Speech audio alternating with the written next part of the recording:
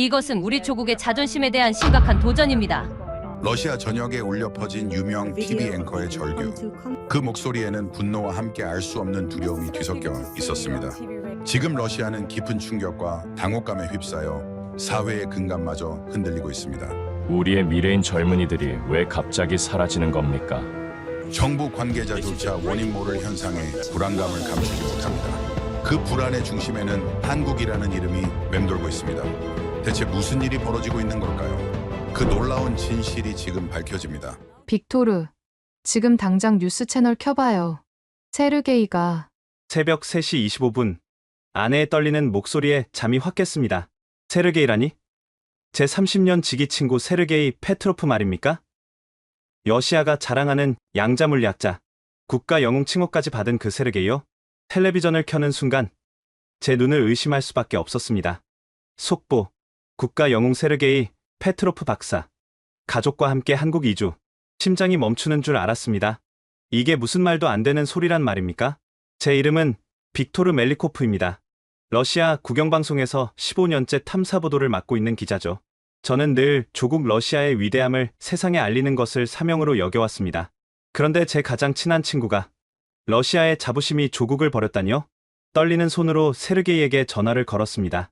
신호음이 길게 이어지다가 마침내 그의 목소리가 들려왔습니다. 빅토르, 미안해. 하지만 이게 우리 가족을 위한 최선의 선택이었어. 미쳤구나. 세르게이, 한국. 그 조그만 나라가 뭐가 좋다고? 너는 러시아의 영웅이었어. 모두가 너를 존경했다고. 빅토르, 너는 모르는 게 너무 많아. 한국은 우리가 생각하는 그런 나라가 아니야. 여기선 내 연구를 제대로 할 수 있어. 딸 마샤의 미래도. 배신자. 저는 그의 말을 끝까지 듣지 않고 전화를 끊어버렸습니다. 온몸이 분노로 떨렸습니다. 대학 시절 우리는 함께 러시아를 세계 최고의 과학 강국으로 만들겠다고 맹세했습니다.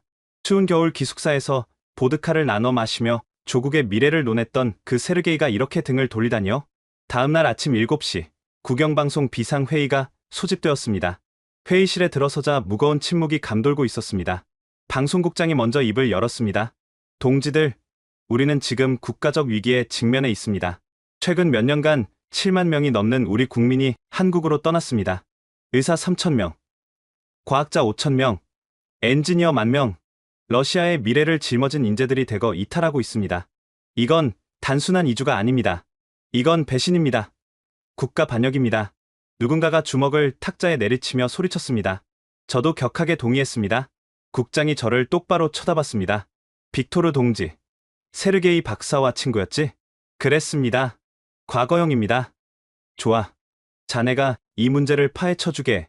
한국의 실체를 폭로하고 우리 동포들이 얼마나 비참한 삶을 살고 있는지 전 국민에게 알려주게. 특히 세르게이 같은 유명 인사들이 왜 그런 어리석은 선택을 했는지 밝혀내게. 저는 망설임 없이 대답했습니다. 맡겨만 주십시오. 반드시 진실을 밝혀내겠습니다. 그들이 화려한 거품에 속아 얼마나 큰 실수를 했는지 증명해 보이겠습니다. 사실 저는 이미 답을 알고 있다고 생각했습니다. 한국의 K-팝과 드라마에 현혹된 순진한 사람들이 신기루를 쫓아 떠났다가 후회하고 있을 거라고 말입니다. 특히 한국의 살인적인 경쟁 사회는 유명하지 않습니까? 세계 최고 자살률, 극심한 외국인 차별, 재벌의 횡포, 이런 어두운 현실을 생생하게 담아내면 완벽한 다큐멘터리가 될 것이라 확신했습니다. 취재 기간은 석 달입니다. 충분하겠습니까? 충분하고도 남습니다. 한 달이면 될 겁니다. 저는 자신만만하게 대답했습니다. 15년 경력의 베테랑 기자에게 이런 건 식은 죽 먹기였으니까요. 일주일 후 저는 촬영팀 5명과 함께 모스크바 공항에 있었습니다. 팀장님, 한국에서 인터뷰할 동포들 명단입니다. 조수가 건넨 명단을 보니 놀라운 이름들이 가득했습니다. 모스크바 대학병원 수석 외과의 이반 코로레프, 러시아 과학 아카데미 연구원 올가 시도로바, 볼쇼이 발레단 수석 무용수 나탈리아 이바노바, 그리고 세르게이 페트로프. 이들이 모두 최근 몇 년 사이에 한국으로? 네. 그것도 가족 전체가 함께 이주한 경우가 대부분입니다. 이상했습니다. 혼자도 아니고 가족 전체가 이주한다는 건 큰 결심이 필요한 일입니다. 도대체 한국이 무슨 마법을 부린 것일까요? 비행기에 오르며 저는 마지막으로 모스크바의 풍경을 바라봤습니다. 회색빛 하늘 아래 웅장하게 서 있는 크렘린 궁전, 저 위대한 조국을 버리고 떠난 사람들의 심정을 저는 도저히 이해할 수 없었습니다. 반드시 진실을 밝혀내겠어. 세르게이, 너가 얼마나 큰 실수를 했는지 깨닫게 해주겠어. 저는 속으로 다짐했습니다. 하지만 6시간 후 인천공항에 도착한 저는 전혀 예상하지 못했습니다. 제가 찾던 비참한 현실 대신 제 인생관 전체를 뒤흔들어 놓을 충격적인 진실과 마주하게 될 줄은 말입니다. 인천공항에 도착했을 때 저는 이미 머릿속으로 완벽한 다큐멘터리 시나리오를 그리고 있었습니다. 첫 장면은 화려해 보이는 서울의 스카이라인, 두 번째는 그 빌딩 숲속에서 길을 잃은 러시아 동포들, 세 번째는 차별받고 착취당하는 그들의 증언, 마지막은 역시 위대한 러시아가 최고라는 교훈적 메시지. 15년 경력이면 이 정도는 눈 감고도 만들 수 있었습니다. 그런데 공항을 나서자마자 첫 번째 균열이 생겼습니다. 입국 심사가 15분 만에 끝난 겁니다. 모스크바에서는 기본 2시간은 걸리는데 말이죠. 이건 그냥 운이 좋았을 뿐이야. 호텔로 가는 택시 안에서 기사가 유창한 러시아어로 말을 걸어왔습니다. 러시아에서 취재 오셨나봐요? 요즘 러시아 분들 정말 많이 와요. 특히 의사들이 많더라고요. 의사들이요? 왜 의사들이 한국에? 삼성병원이나 서울대병원에서 러시아 의료진 특별 채용을 하거든요. 조건이 엄청 좋대요. 월급도 러시아의 3배고 자녀 교육비도 전액 지원한대요. 말도 안 되는 소리였습니다. 러시아는 무상 의료의 나라입니다. 세계 최고 수준의 의료 기술을 자랑하는데 왜 우리 의사들이 한국 병원에서 일한단 말입니까? 다음날 아침 첫 인터뷰를 위해 강남의 한 연구소로 향했습니다. 예카테리나 박사를 만나기 위해서였죠. 그녀는 모스크바 암센터에서 20년간 수석 연구원으로 일했던 전설적인 인물이었습니다. 연구소 로비에 들어서자 숨이 막혔습니다. 천장까지 뚫린 거대한 공간, 벽면 가득한 디지털 스크린, 그리고 조용히 움직이는 로봇들, 마치 영화 속 미래 도시에 온 것 같았습니다. 빅토르, 정말 오랜만이네요. 예카테리나 박사가 환하게 웃으며 다가왔습니다. 놀랍게도 그녀는 러시아에 있을 때보다 훨씬 젊어 보였습니다. 박사님, 카메라 앞에서 솔직하게 말씀해 주세요. 후회하지 않으십니까? 20년 경력을 버리고 이국 땅에서 다시 시작하는 게 쉽지 않으셨을 텐데. 그녀는 잠시 침묵하더니 저를 자신의 연구실로 안내했습니다. 빅토르, 이걸 좀 보세요. 거대한 모니터에 수많은 데이터가 떠올랐습니다. 췌장암 조기 진단율 94%, 5년 생존율 78%, 러시아의 3배가 넘는 수치였습니다. 이게 제가 2년간 이룬 성과예요. 러시아에서 20년간 연구한 것보다 더 많은 생명을 구했습니다. 하지만 이건 어떻게 가능한 겁니까? AI 진단 시스템과 최첨단 장비 덕분이죠. 러시아에서는 새 장비 하나 구입하는데 2년씩 걸렸잖아요. 여기서는 필요하다고 하면 일주일 안에 설치됩니다. 저는 반박하고 싶었습니다. 하지만 눈앞의 데이터는 거짓말을 하지 않았습니다. 그래도 차별은 있지 않습니까? 동양인들이 러시아인을 무시한다던데. 예카테리나 박사가 웃음을 터뜨렸습니다. 차별이요?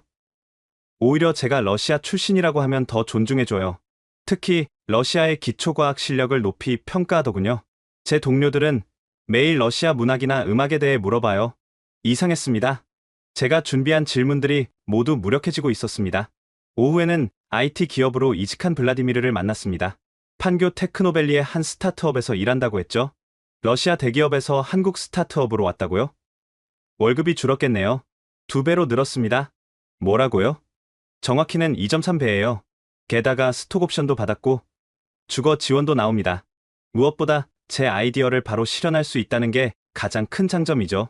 하지만 한국의 살인적인 야근 문화는 그것도 옛날 얘기예요. 우리 회사는 6시면 모두 퇴근합니다. 금요일은 내쉬고요. 오히려 러시아보다 워라벨이 좋아요. 저는 점점 혼란스러워졌습니다. 제가 알던 한국과 너무 달랐습니다. 그날 저녁 호텔로 돌아온 저는 깊은 고민에 빠졌습니다. 촬영한 인터뷰 영상을 검토하는데 모두가 행복해 보였습니다. 이걸로는 제가 원하는 다큐멘터리를 만들 수 없었습니다. 아직 이틀밖에 안 됐어. 분명 어두운 면이 있을 거야. 다음날 저는 전략을 바꿨습니다. 성공한 사람들 말고 어려움을 겪는 사람들을 찾기로 한 것입니다. 하지만 놀랍게도 그런 사람을 찾기가 더 어려웠습니다. 제가 연락한 50명의 러시아 동포 중 단 한 명도 러시아로 돌아가고 싶다는 사람이 없었습니다. 마지막 인터뷰는 세르게이와 하기로 했습니다. 성남의 한 연구소에서 일한다는 연락을 받았죠. 연구소 앞에 도착했을 때 저는 깊은 한숨을 내쉬었습니다. 30년 우정을 배신한 친구를 카메라 앞에서 만난다는 게 쉽지 않았으니까요. 그런데 바로 그 순간 제 휴대폰이 미친 듯이 울리기 시작했습니다. 모스크바에서 걸려온 전화였습니다. 아내의 목소리가 들려왔는데 울먹이고 있었습니다. 빅토르, 알료나가 우리 딸이 또 발작을 일으켰어요. 의사들이 이번엔 정말 위험하대요. 이반이도 너무 무서워하고 있어요. 순간 제 머릿속이 하얘졌습니다. 알료나는 제 14살 딸입니다. 어릴 때부터 원인 모를 신경질환을 앓고 있었죠. 그리고 이반은 제 6살 아들입니다. 세르게이와의 인터뷰고 다큐멘터리고 모든 게 무의미해졌습니다. 당장 러시아로 돌아가야 했습니다. 빅토르, 진정해. 일단 이야기를 들어봐. 세르게이가 제 어깨를 잡았습니다. 저는 공황 상태로 연구소 앞에서 서성이고 있었죠. 딸의 소식을 듣고 당장 공항으로 가려다가 세르게이와 마주친 것입니다. 미안, 세르게이. 인터뷰는 취소야. 딸이 위급해서. 알료나가? 또 발작이 일어났나? 제가 놀라 그를 쳐다봤습니다. 어떻게 알았을까요? 작년에 너의 아내한테 들었어. 러시아 최고 병원들을 전전했는데도 정확한 진단조차 못 받았다며. 10년째야. 10년째 원인을 모른대. 발작이 올 때마다 내 손상이 누적되고 있어. 이번에는 의사가 72시간이 고비라고. 목소리가 떨렸습니다. 강한 기자 빅토르 멜리코프가 아니라 그저 딸이 죽을까봐 두려운 한 아버지였습니다. 제 손에 들린 카메라가 무겁게 느껴졌습니다. 15년간 진실을 찾아다녔지만 정작 제 딸의 진실, 그 병의 원인은 찾지 못했습니다. 빅토르, 한 가지 제안할게. 내가 아는 한국 의사가 있어.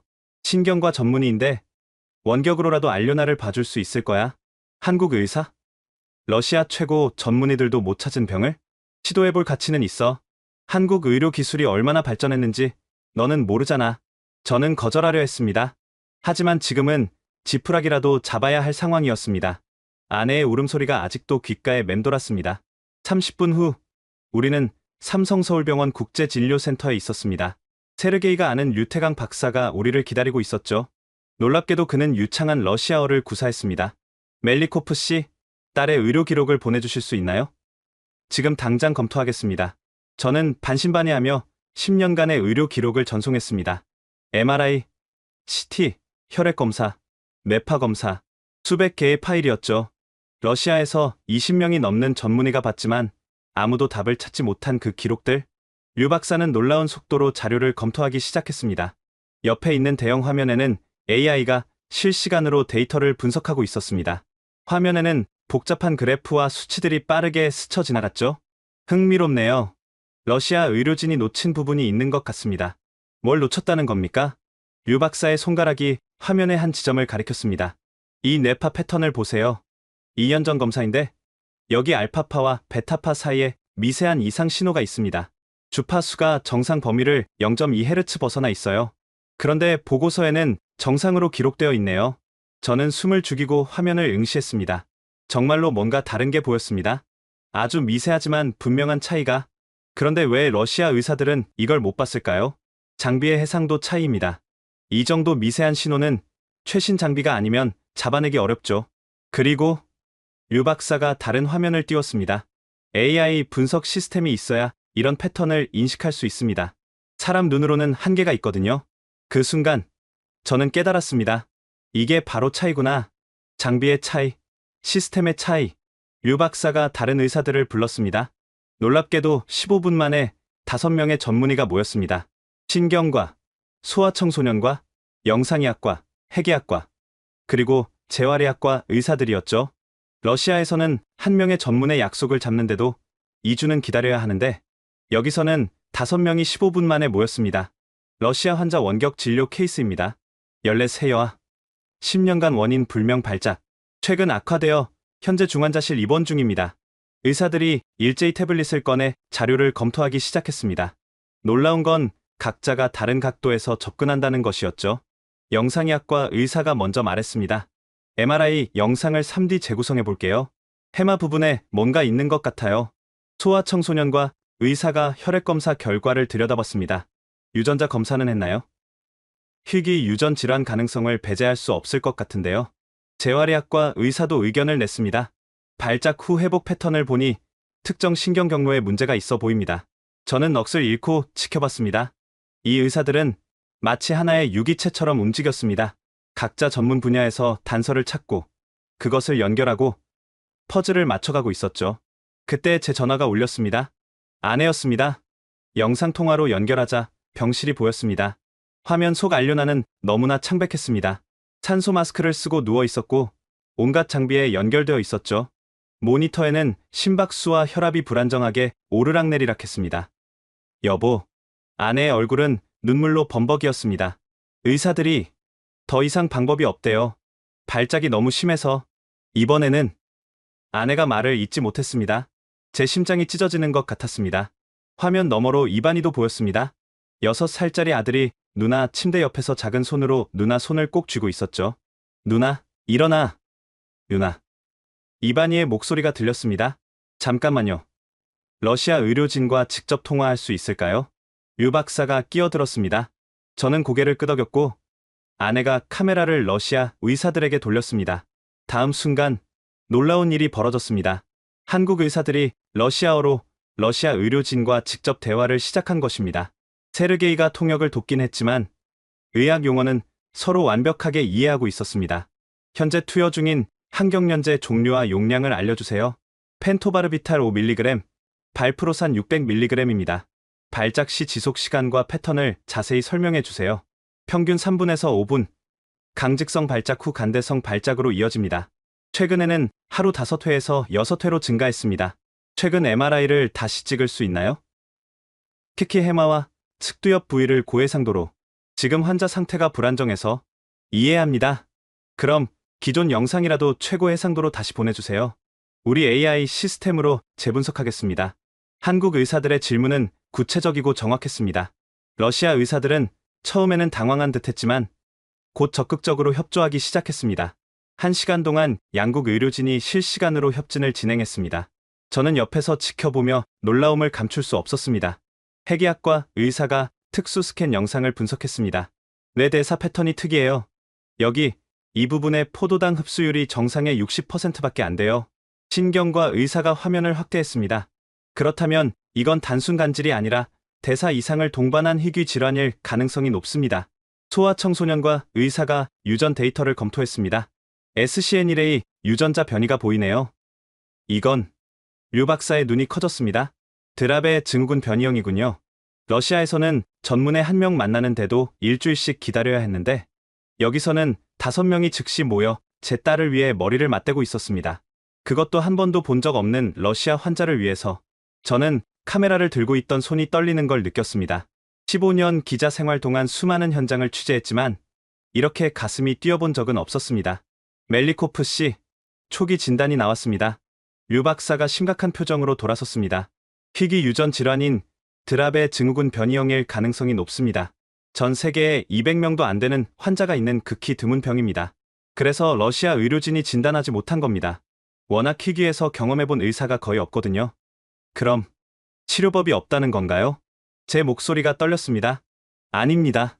한국에서 개발한 신약이 있습니다. 최근에 승인받은 약인데 임상시험에서 놀라운 효과를 보였죠. 87%의 환자에서 발작이 완전히 사라졌습니다. 희망이 보였습니다. 10년 만에 처음으로. 문제는 뭡니까? 러시아에는 아직 이 약이 들어가지 않았습니다. 희귀 질환 치료제라 승인 절차가 복잡하죠. 러시아 식약청 승인까지는 최소 2년은 걸릴 겁니다. 제 가슴이 무너져 내렸습니다. 답을 찾았는데도 손을 쓸 수 없다니. 2년? 알료나에게는 72시간도 없는데. 하지만 그때 한국 의료진 중 한 명이 말했습니다. 긴급 의료 지원 프로그램이 있습니다.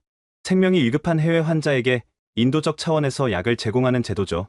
식약처와 제약회사의 승인만 받으면 24시간 안에 러시아로 약을 보낼 수 있습니다. 정말입니까? 네. 지금 바로 신청하겠습니다. 비용은 상관없습니다. 얼마든지 지불하겠습니다. 일단 생명이 먼저입니다. 비용은 나중에 논의하죠.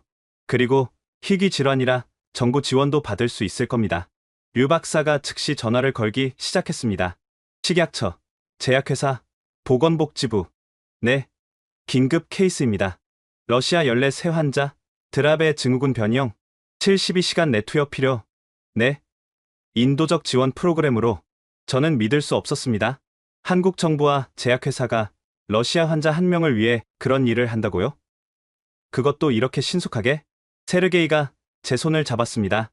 빅토르, 이제 알겠어? 내가 왜 한국에 왔는지. 여기서는 불가능이 없어. 생명을 구하는 일에는 국경도 없고 관료주의도 없어. 2시간 후 승인이 떨어졌습니다. 약을 특송으로 발송했습니다. 내일 새벽 모스크바에 도착할 겁니다.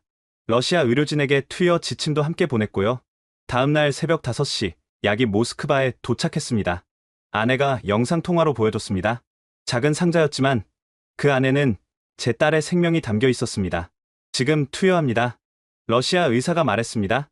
저는 서울 호텔 방에서 화면을 응시했습니다. 세르게이도 옆에 있었죠. 우리는 말없이 지켜봤습니다. 1시간이 지났습니다. 2시간이 지났습니다. 3시간째, 알료나의 호흡이 안정되기 시작했습니다. 4시간째, 심박수가 정상으로 돌아왔습니다. 6시간째, 발작이 멈췄어요.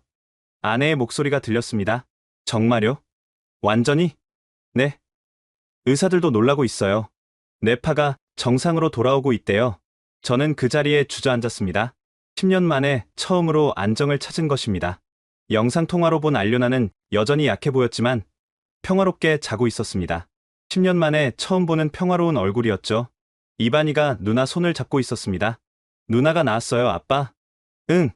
이바나, 누나가 나았어. 제 눈에서 눈물이 흘러내렸습니다. 그 순간 제 안에서 무언가가 무너졌습니다. 제가 그토록 믿었던 러시아 의료 시스템이 10년간 못 찾은 답을 한국은 하루 만에 찾아냈습니다. 더 충격적인 건 다음이었습니다. 병원 복도를 걷다가 우연히 한 수술실을 지나게 되었는데 안에서 러시아어가 들려왔습니다. 창문으로 들여다보니 러시아 환자가 수술을 받고 있었죠. 저 환자는 누구입니까? 지나가던 간호사에게 물었습니다. 블라디보스토크에서 온 환자예요. 러시아에서 수술 불가 판정받은 췌장암 사기 환자죠. 여기서는 일상적인 수술입니다. 성공률은 85%요. 이번 주만 3번째 러시아 췌장암 환자예요. 저는 수술이 끝나기를 기다렸습니다. 3시간 후 환자가 회복실로 옮겨졌을 때 저는 충격을 받았습니다. 그는 제가 아는 사람이었습니다. 러시아 국영방송의 선배 기자였죠. 은퇴 후 암 선고를 받았다고 들었는데. 빅토르, 자네가 여기 왜? 마취에서 깨어난 선배가 저를 알아봤습니다. 선배님, 러시아에서 수술 불가능하다고 들었는데. 그래서 여기 왔지. 러시아에서는 6개월 시한부였는데 여기서는 완치 가능하다고 하더군. 선배의 목소리는 약했지만 희망으로 가득했습니다. 자네도 알아야 해, 빅토르. 우리가 최고라고 믿었던 러시아 의료가 사실은 우리가 15년간 국민들에게 거짓말을 한 거야. 아니, 우리 스스로 속았던 거지. 선배가 제 손을 잡았습니다. 진실을 보도해, 빅토르. 그게 우리가 할 수 있는 마지막 일이야. 자존심 따위 버려. 국민의 생명이 더 중요해. 그는 말을 끝내지 못했습니다. 하지만 저는 알았습니다. 우리가 자랑스러워했던 모든 것이 사실은 환상이었다는 것을, 그리고 우리가 무시했던 이 작은 나라가 진짜 미래를 만들고 있다는 것을. 그날 밤, 저는 세르게이에게 전화했습니다. 세르게이, 미안해. 내가 틀렸어. 완전히 틀렸어. 세르게이와의 화해 후, 저는 완전히 다른 시각으로 한국을 바라보기 시작했습니다. 다큐멘터리의 방향도 바꾸기로 했죠. 이제는 진실을 있는 그대로 담기로 한 것입니다. 빅토르, 내가 일하는 연구소를 보여줄게. 왜 러시아 과학자들이 한국으로 오는지 이해하게 될 거야. 성남 판교에 위치한 그의 연구소는 제 상상을 초월했습니다. 건물 전체가 하나의 거대한 실험실이었고 각 층마다 세계 최고 수준의 장비들이 즐비했습니다. 이 전자현미경 가격이 얼마인지 알아? 30억 원이야. 러시아에는 전국에 2대밖에 없는데 여기는 이 건물에만 5대가 있어. 어떻게 이게 가능하지? 정부와 기업의 전폭적인 투자지. 한국은 미래에 투자하는 걸 두려워하지 않아. 러시아는 과거의 영광에 안주하고 있을 때 한국은 10년 후를 준비하고 있었던 거야. 세르게이가 자신의 연구실로 안내했습니다. 벽면 가득한 모니터에는 복잡한 수식과 그래프가 가득했죠. 지금 뭘 연구하는 거야? 차세대 배터리야. 전기차 주행거리를 지금의 10배로 늘릴 수 있는 기술이지. 러시아에서는 예산 부족으로 포기했던 프로젝트인데 여기서는 무제한 지원을 받고 있어. 그때 문이 열리며 젊은 연구원들이 들어왔습니다. 놀랍게도 절반이 외국인이었죠. 미국, 독일, 일본, 그리고 러시아에서 온 사람들이었습니다. 팀장님, 실험 결과 나왔습니다. 에너지 밀도가 목표치를 초과했어요. 연구원들이 환호성을 질렀습니다. 세르게이의 얼굴에도 미소가 번졌죠. 봤어, 빅토르? 이게 내가 찾던 연구 환경이야. 국적도, 나이도 상관없어.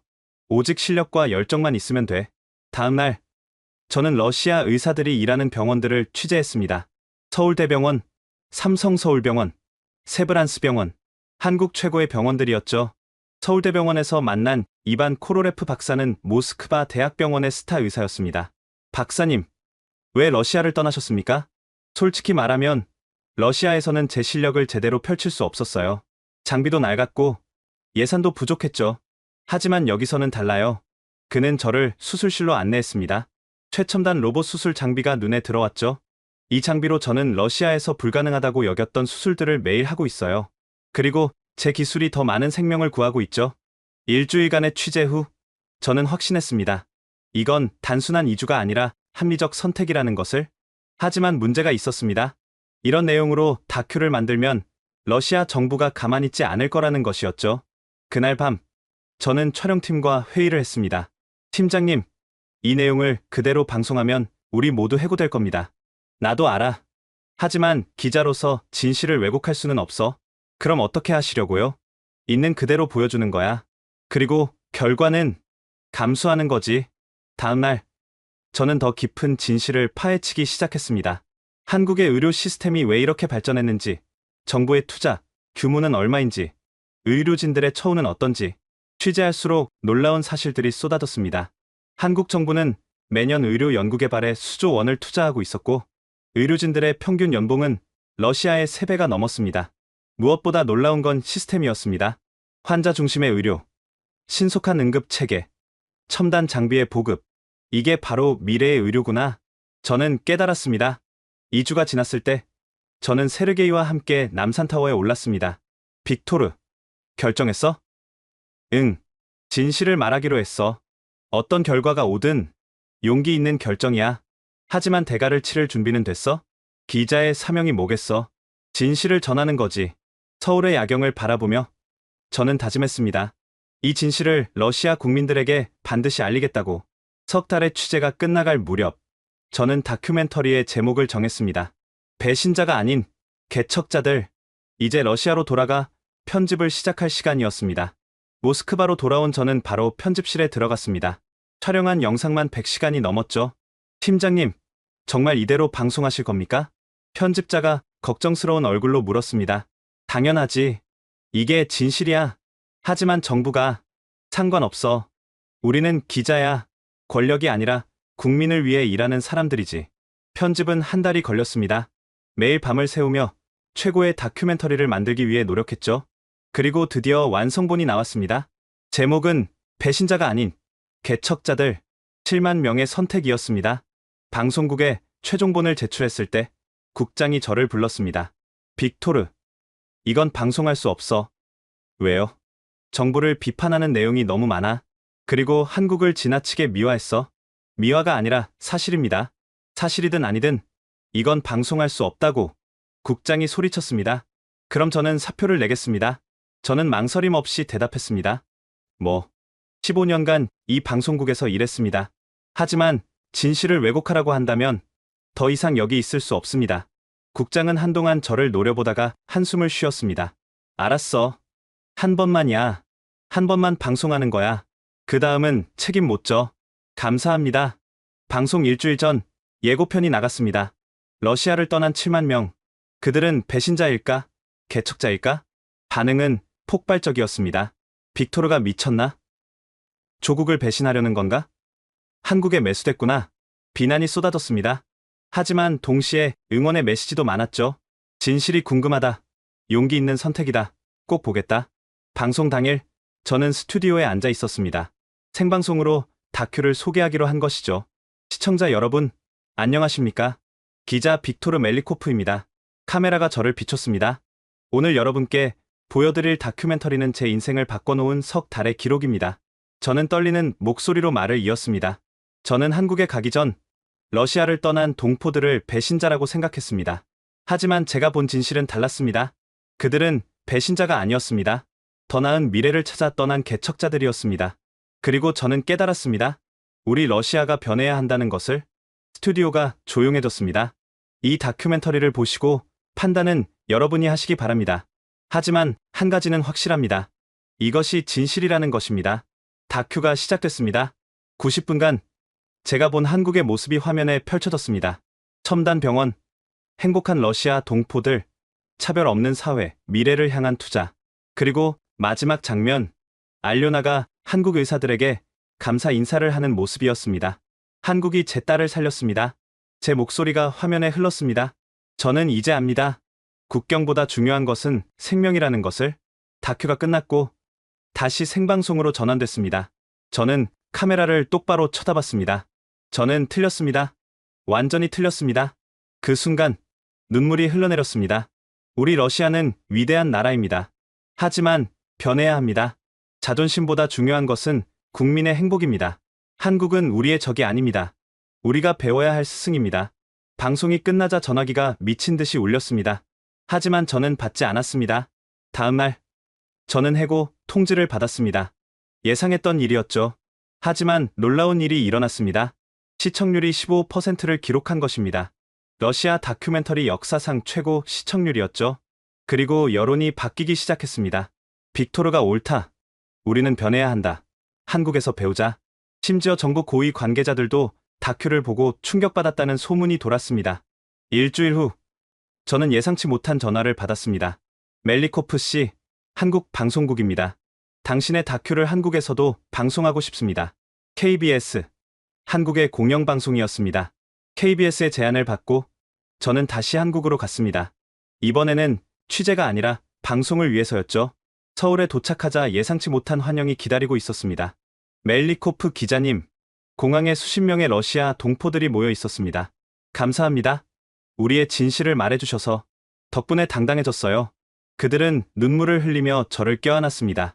KBS 본사에 도착하자 국장이 저를 맞이했습니다. 멜리코프 씨, 환영합니다. 당신의 용기에 감동받았습니다. 감사합니다.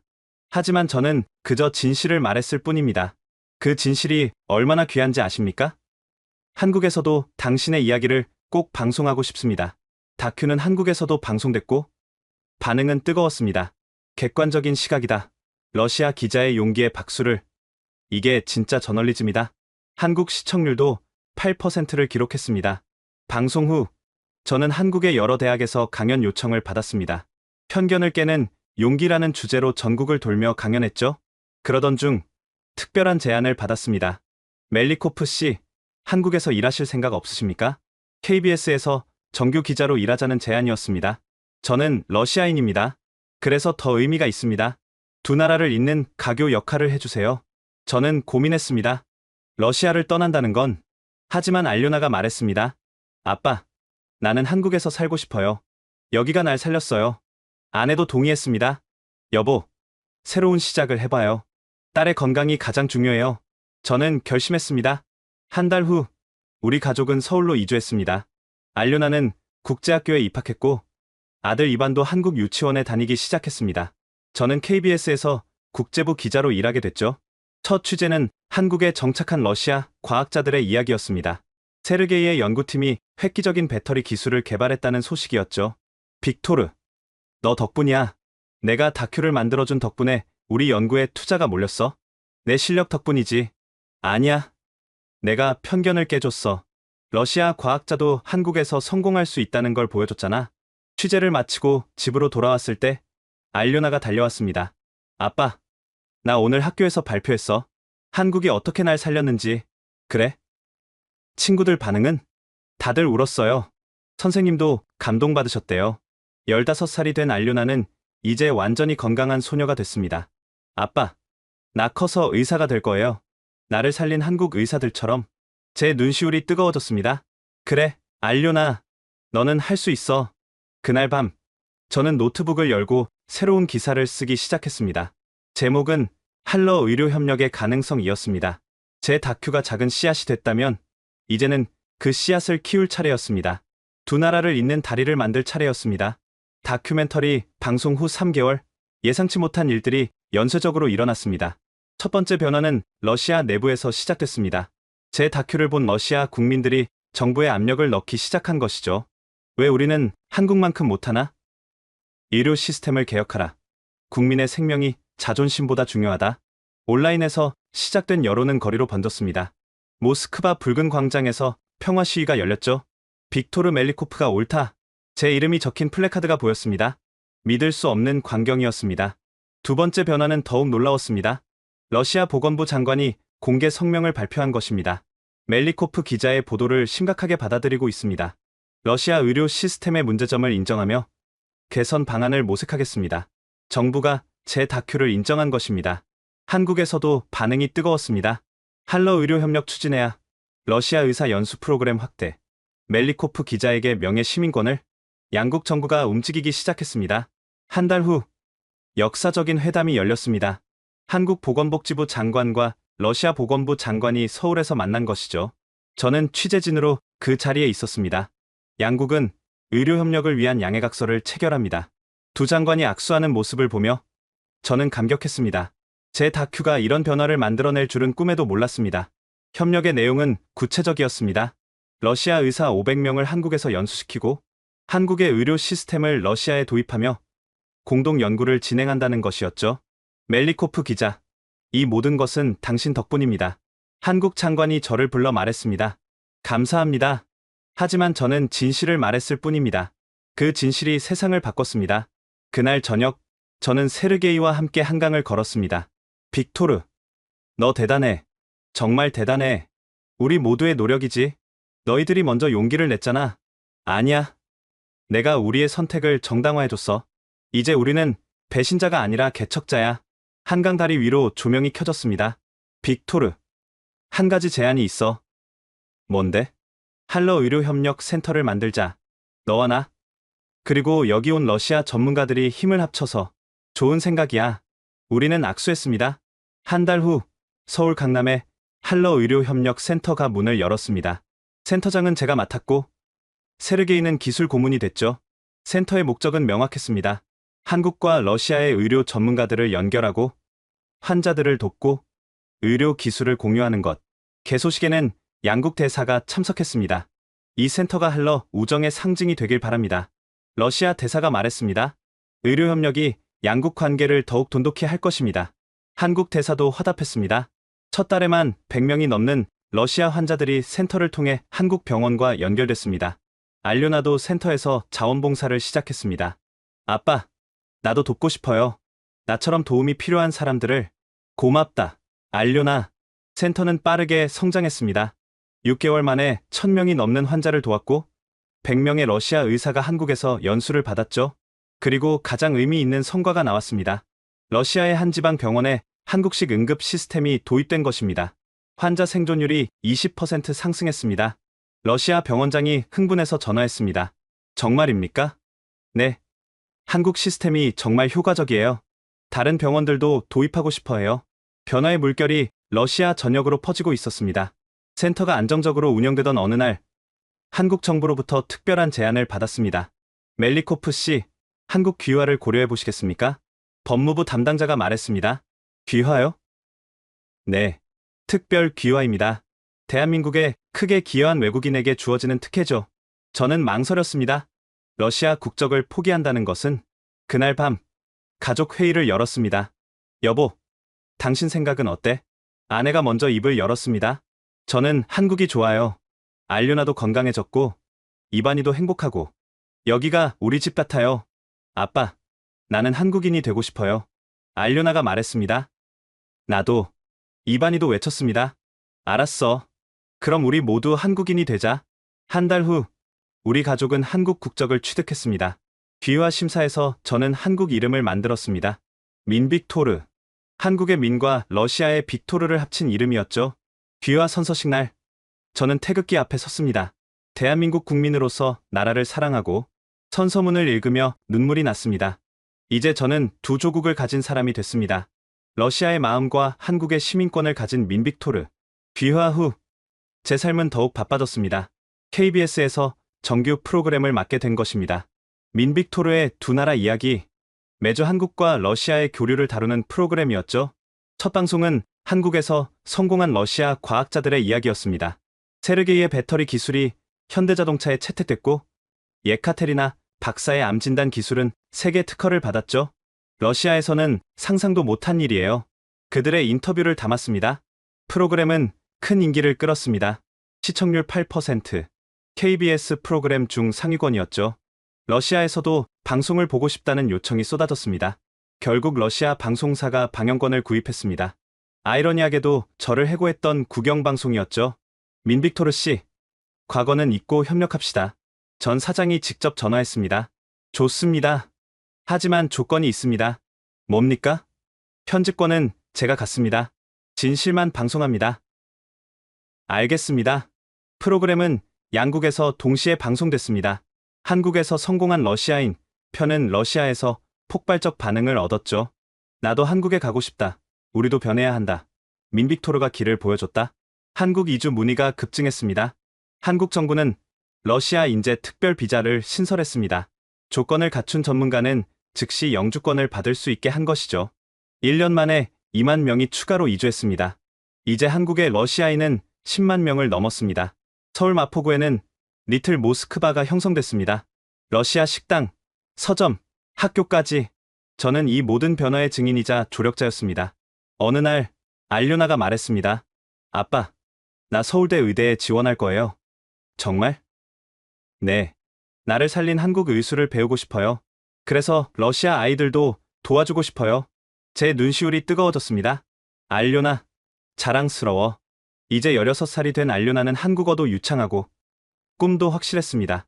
이반이도 한국인보다 더 한국인이 됐습니다. 아빠, 나 태권도 대회 나갈 거예요. 8살 아들이 한국어로 말했습니다.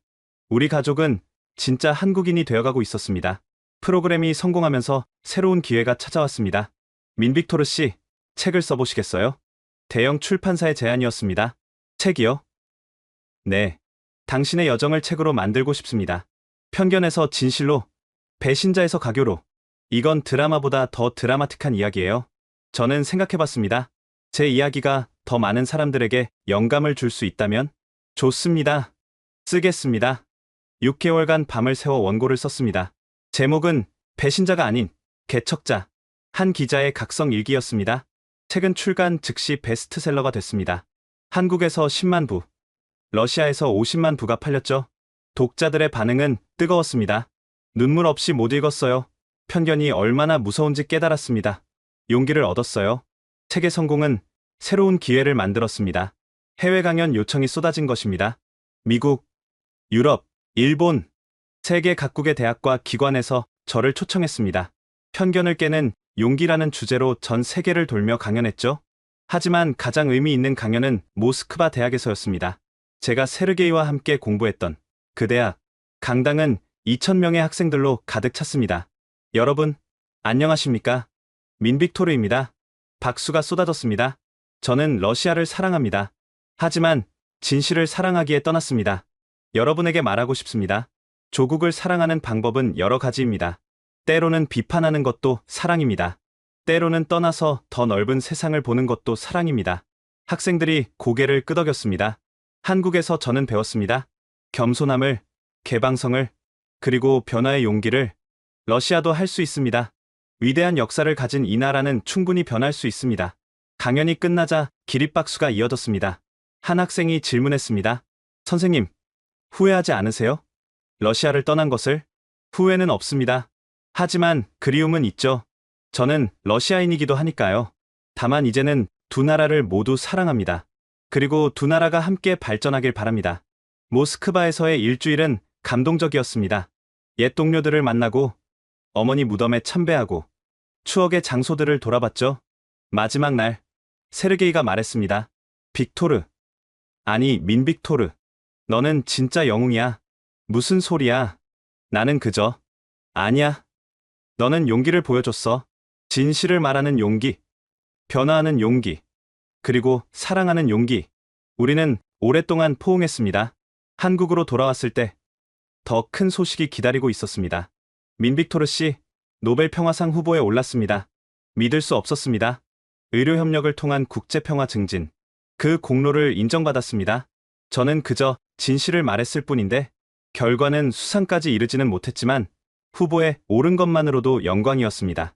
더 중요한 건 제 메시지가 세계에 전해졌다는 것이었습니다. 편견을 넘어 협력으로, 이것이 제가 전하고 싶었던 메시지였습니다. 시간은 빠르게 흘렀습니다. 알료나는 서울대 의대에 합격했습니다. 아빠, 나 합격했어요. 딸이 환호하며 달려왔습니다. 축하한다. 알료나, 정말 자랑스러워. 입학식 날, 저는 알료나의 손을 잡고 캠퍼스를 걸었습니다. 아빠, 나 여기서 열심히 공부해서 꼭 좋은 의사가 될 거예요. 너는 이미 훌륭해. 내가 살아있다는 것만으로도. 알료나는 한국의대에서 최우수 학생이 됐습니다. 특히 신경과학에 관심이 많았죠. 아빠, 나처럼 희귀병으로 고통받는 아이들을 돕고 싶어요. 그래, 너는 그럴 수 있어. 이반이도 성장했습니다. 이제 10살이 된 아들은 태권도 유단자가 됐죠. 아빠, 나 전국대회 나갈 거예요. 그래, 힘내라. 이반이는 한국 아이들보다 더 한국 문화를 사랑했습니다. 아빠, 김치찌개 먹고 싶어요. 아내도 완전히 한국인이 됐습니다. 여보, 나 한국 요리 자격증 땄어요. 정말? 네. 이제 한식당을 열까 생각 중이에요. 러시아인을 위한 한식당. 그녀의 꿈은 이루어졌습니다. 마포구 리틀 모스크바에 알료나의 집이라는 한식당이 문을 열었죠. 러시아인들에게 한국 음식을 알리는 공간이었습니다. 한국 음식이 이렇게 맛있는 줄 몰랐어요. 러시아 손님들이 감탄했습니다. 우리 가족은 각자의 자리에서 한러 교류의 가교가 되고 있었습니다. 어느 날, 특별한 손님이 센터를 찾아왔습니다. 러시아 젊은 부부와 아이였죠. 선생님, 도와주세요. 우리 딸이. 아이는 알료나와 같은 드랍의 증후군이었습니다. 저는 즉시 알료나를 불렀습니다. 알료나, 내가 도와줄 수 있겠니? 알료나는 의대생이었지만 자신의 경험을 나눴습니다. 저도 같은 병이었어요. 하지만 여기서 치료받고 완전히 나았어요. 부모의 얼굴에 희망이 떠올랐습니다. 정말요? 네. 저를 보세요. 이렇게 건강해요. 딸분도 나을 수 있어요. 우리는 그 가족을 삼성서울병원과 연결했습니다. 석 달 후, 러시아 아이는 완치됐습니다. 감사합니다. 민빅토르 선생님, 알료나 선생님, 부모가 눈물을 흘리며 감사했습니다. 저도 나중에 선생님들처럼 다른 사람을 돕고 싶어요. 러시아 아이가 말했습니다. 그 순간, 저는 깨달았습니다. 제가 시작한 작은 변화가 이렇게 이어지고 있다는 것을. 센터 설립 3년 후, 놀라운 발표가 있었습니다. 한러 우호 병원 건립. 한국과 러시아 정부가 공동으로 병원을 짓기로 한 것입니다. 서울과 모스크바에 각각 하나씩. 양국 의료진이 함께 일하는 병원이었죠. 저는 서울병원의 고문으로 임명됐습니다. 2년간의 공사 끝에 병원이 완공됐습니다. 개원식에는 양국 대통령이 참석했습니다. 이 병원은 한러 우정의 상징입니다. 한국 대통령이 말했습니다. 의료 협력이 양국 관계의 새로운 장을 열었습니다. 러시아 대통령도 화답했습니다. 개원식에서 저는 짧은 연설을 했습니다. 의학에는 국경이 없습니다. 생명 앞에서 우리는 모두 평등합니다. 이 병원이 증명합니다. 대립이 아닌 협력이 답이라는 것을. 알료나도 무대에 올랐습니다. 이제 20살이 된 그녀는 한국어와 러시아어로 인사했습니다. 안녕하세요. 즈드라스트부이째. 저는 한국이 살려준 러시아 소녀 알료나입니다. 청중이 기립박수를 쳤습니다. 러시아인도 한국인도 모두 눈시울을 붉혔죠. 병원은 개원 첫 해에만 2,000명의 러시아 환자를 치료했습니다. 그리고 100명의 한국 환자가 러시아 전문의에게 치료받았죠. 특히 러시아의 뛰어난 뇌외과 기술과 한국의 첨단 장비가 결합해 놀라운 성과를 냈습니다. 한러 협력이 세계 의료의 새 지평을 열다. 국제의학 저널이 특집 기사를 실었습니다. 변화는 의료를 넘어 다른 분야로도 퍼졌습니다. 한러 과학기술협력센터가 설립됐고 한러 문화교류센터도 문을 열었죠. 세르게이의 배터리 기술은 러시아에도 이전됐습니다. 빅토르, 우리 기술이 러시아 전기차에 쓰이게 됐어. 정말? 대단해. 이게 다 너 덕분이야. 내가 문을 열어줬잖아. 러시아의 변화는 놀라웠습니다. 한국식 의료 시스템을 도입한 병원들의 환자 생존율이 평균 25% 상승했죠. 이건 기적이 아니라 시스템입니다. 러시아 보건부 장관이 기자회견에서 말했습니다. 제가 몇 년 전 했던 말과 똑같았습니다. 한국에 대한 러시아인의 인식도 완전히 바뀌었습니다. 한국은 K-팝에서, 한국은 혁신으로. 러시아 젊은이들의 한국 유학이 급증했습니다. 의대생은 물론 공대생, 경영학도들까지 한국을 찾았죠. 한국에서 미래를 배우고 싶습니다. 그들의 공통된 대답이었습니다. 저는 이 모든 변화의 중심에서 가교 역할을 계속했습니다. 양국 정부의 자문위원으로, 방송인으로, 그리고 두 나라를 사랑하는 한 사람으로. 한러 협력의 성공은 세계의 주목을 받았습니다. 한국 러시아 모델을 배우고 싶다. 다른 나라들이 관심을 보이기 시작한 것입니다. 특히 동유럽 국가들이 적극적이었죠. 한국의 의료 시스템을 우리나라에도 도입하고 싶습니다. 폴란드 대사가 센터를 방문했습니다. 고지어 체코, 헝가리, 루마니아에서도 대표단이 왔습니다. 저는 그들을 한국 병원에 안내하고 러시아의 사례를 설명했습니다. 협력은 윈윈입니다. 한국은 전문 인력을 얻고 여러분은 첨단 기술을 배우죠. 한국 정부는 글로벌 의료 협력 프로그램을 발표했습니다. 한러 모델을 다른 나라로 확대하는 것이었죠. 저는 이 프로그램의 홍보대사로 임명됐습니다. 1년간 15개국을 순회하며 강연했습니다. 의료 협력은 평화의 시작입니다. 제 메시지는 간단했습니다. 그리고 놀라운 일이 일어났습니다. 넷플릭스에서 제 이야기를 드라마로 만들고 싶다는 제안이 온 것입니다. 동서양의 편견을 깬 실화, 완벽한 스토리예요. 제작진은 한국과 러시아에서 촬영하겠다고 했죠. 알료나 역할은 진짜 알료나가 하면 어떨까요? 알료나는 신나게 동의했습니다. 아빠, 나 배우 해볼래요. 드라마 제목은 더 브리지로 정해졌습니다. 두 나라를 잇는 달이라는 의미였죠. 촬영은 6개월간 진행됐습니다. 한국과 러시아 양국 정부가 전폭 지원했고 크렘린 궁 촬영까지 허가됐습니다. 드라마가 공개됐을 때 전 세계가 주목했습니다. 190개국에서 1위, 넷플릭스 역대 최고 기록이었죠. 댓글은 감동의 물결이었습니다. 편견이 얼마나 무서운지 깨달았다. 한국의 저력을 새삼 느꼈다. 의료가 국경을 넘는 이야기의 감동, 실화라는 게 더 놀랍다. 드라마의 성공은 실질적 변화를 가져왔습니다. 유럽과 미국의 환자들도 한국 의료를 찾기 시작했고 한국은 세계 의료 허브로 불리기 시작했죠. 저는 유엔에서 연설할 기회를 얻었습니다. 생명 앞에 국경은 없습니다. 의료 기술은 인류 공동의 자산이어야 합니다. 한국과 러시아가 증명했습니다. 협력하면 모두가 이긴다는 것을. 193개 국가 대표가 기립박수를 보냈습니다. 그날 저녁, 가족과 함께 한강을 걸었습니다. 아빠, 자랑스러워요. 알료나가 제 팔짱을 꼈습니다. 우리가 정말 많은 것을 바꿨네요. 아내가 감격스럽게 말했습니다. 멀리 남산타워가 빛나고 있었습니다. 그곳에서 저는 몇 년 전 용기 있는 고백을 했었죠. 지금 그 탑은 한러 우호의 상징이 되어 있었습니다.